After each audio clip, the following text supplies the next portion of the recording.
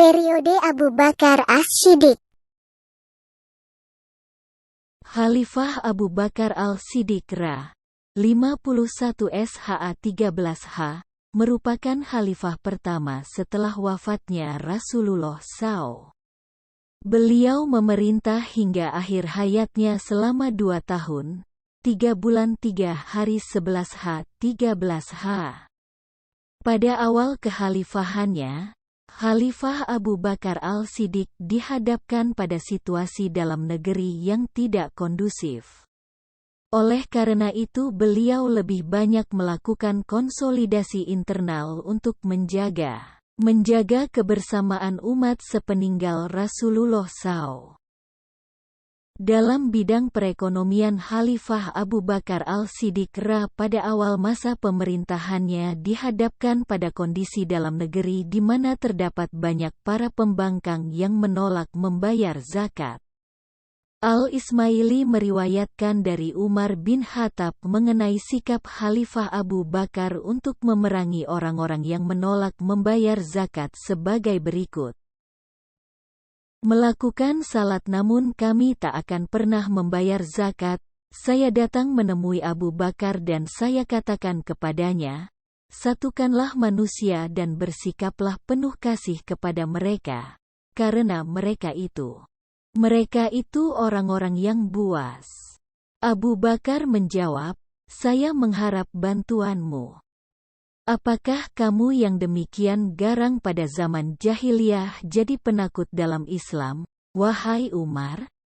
Lalu dengan apa saya harus satukan mereka?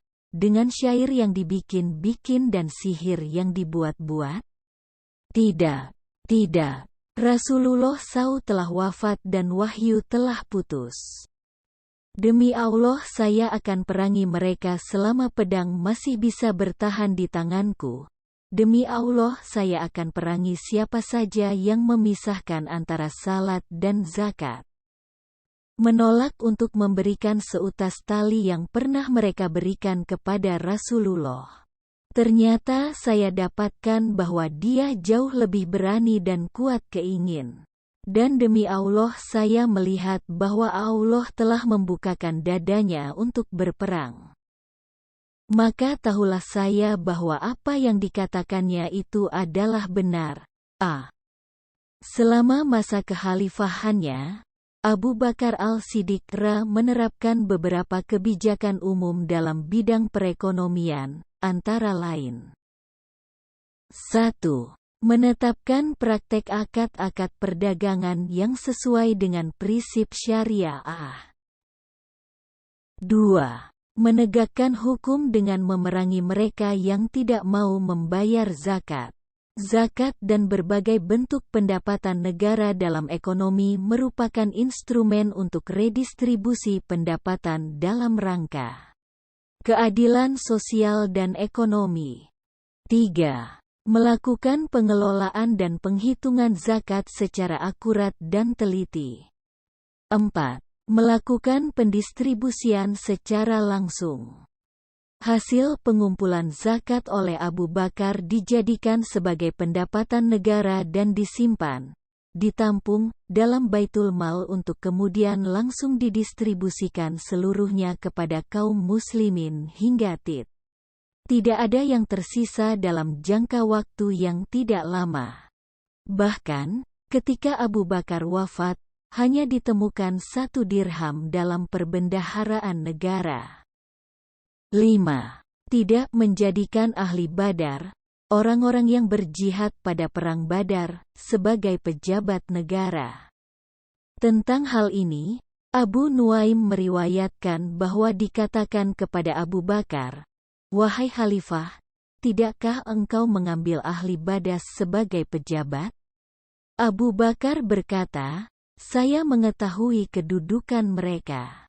Namun saya tidak suka mengotori mereka dengan dunia. 6. Tidak mengistimewakan ahli Badar dalam pembagian kekayaan negara. 7. Mengelola barang tambang, rikas, yang terdiri dari emas, perak, perunggu, besi, dan baja, sehingga menjadi sumber pendapatan negara. 8. Pengembangan dan pengangkatan penanggung jawab Bait al-Mal. 9. Menetapkan gaji para pegawai berdasarkan karakteristik daerah kekuasaan masing-masing. Pada saat itu, daerah kekuasaan Islam telah terbagi-bagi dan setiap daerah memiliki seorang pegawai yang berhak mendapatkan gaji sesuai kedudukan dan kadar yang telah ditentukan. 10. Tidak merubah kebijakan Rasulullah SAW dalam masalah jizyah. Sebagaimana Rasulullah SAW, Abu Bakar tidak membuat ketentuan khusus tentang jenis dan kadar jizyah. Maka pada masanya, jizyah dapat berupa emas, perhiasan, pakaian, kambing, onta, kayu-kayu, atau benda-benda lainnya. Dalam usahanya meningkatkan kesejahteraan rakyat, Khalifah Abu Bakar melaksanakan kebijakan ekonomi sebagaimana yang dilakukan oleh Rasulullah SAW. Sangat memperhatikan akurasi penghitungan zakat. Hasil pengumpulan zakat dijadikan sebagai pendapatan negara yang disimpan dalam Bait al-Mal dan langsung didistribusikan seluruhnya kepada kaum mus. Khalifah Abu Bakar mengikuti langkah Nabi SAW dalam mengeluarkan pendapatan yang berasal dari zakat.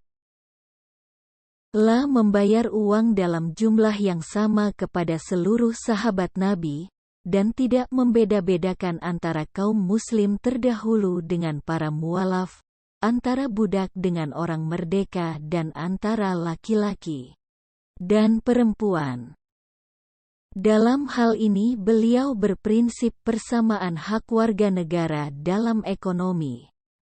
Sekali waktu beliau menerima kekayaan yang berlimpah dari negara yang ditaklukkan dan Abu Bakar mendistribusikannya pada orang-orang secara sama. Umar dan para sahabat lain menyatakan bahwa kaum muslimin terdahulu harus diberi keistimewaan dari kaum mualaf. Abu Bakar menjawab, "Aku sadar sepenuhnya tentang keunggulan dan keistimewaan orang-orang yang engkau sebutkan. Semua itu akan dibalas oleh Allah SWT. Tetapi ini adalah masalah kebutuhan hidup, di mana menurutku prinsip persamaan lebih baik daripada prinsip pengistimewaan." Dengan demikian, selama masa kekhalifahan Abu Bakar, harta Bait al-Mal tidak pernah menumpuk dalam jangka waktu lama karena langsung didistribusikan kepada seluruh kaum muslimin. Semua warga negara muslim mendapat bagian yang sama dari Bait al-Mal. Ketika pendapatan Bait al-Mal meningkat, semua mendapat manfaat yang sama dan tidak ada yang hidup dalam kemiskinan. Tatkala Abu Bakar meninggal dunia dan telah dikuburkan, Umar memanggil orang-orang kepercayaannya di antaranya Abdurrahman bin Auf dan Utsman bin Affan. Mereka masuk ke dalam Bait al-Mal dan membukanya. Mereka tidak mendapatkan 1 dinar dan dirham pun di dalamnya. Thank you for watching.